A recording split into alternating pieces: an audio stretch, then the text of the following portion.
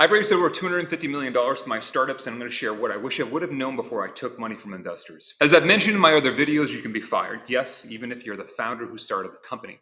When you take venture capital, you'll generally be required to give a board seat to each investor that puts capital in the money. And once you have a board that can technically outvote you, you can be exited from your own company. And it doesn't matter if you own 51% of the company. Check out my video in the comments to learn more about this. Secondly, once you take a check from an investor, you've made a commitment to either sell or IPO your business. You're not going to run it forever. Venture capitalists don't want to hold on to stock in your company forever. They need to pay back their investors. Therefore, they need you, their investment, to have what's called a liquidation event.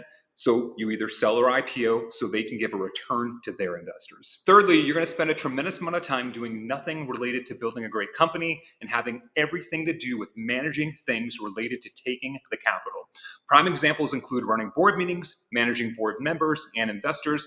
All are massive time and energy drains and provide little value back to your company. Fourthly, you risk not making any money even if your company sells for millions of dollars. This is because of a term VCs impose called a liquidation preference. It means that investors are able to get all their money back before you get any money. Check out my video in the comments to learn about liquidation preferences. Lastly, you generally cannot sell your equity and ownership in the company and therefore make any money until the company sells or IPOs, because VCs will generally have something called blocking rights, and the average IPO time and sale for a venture-backed company is 6 to 10 years. Therefore, it's going to be a long time before you get paid, even if your startup's worth $1 billion in the meantime. Now, many of these items can be mitigated if you include the controls that I mentioned in my videos when you incorporate your company. If you need help doing that, I have an incorporation package that includes all these controls. Just DM me to hear more.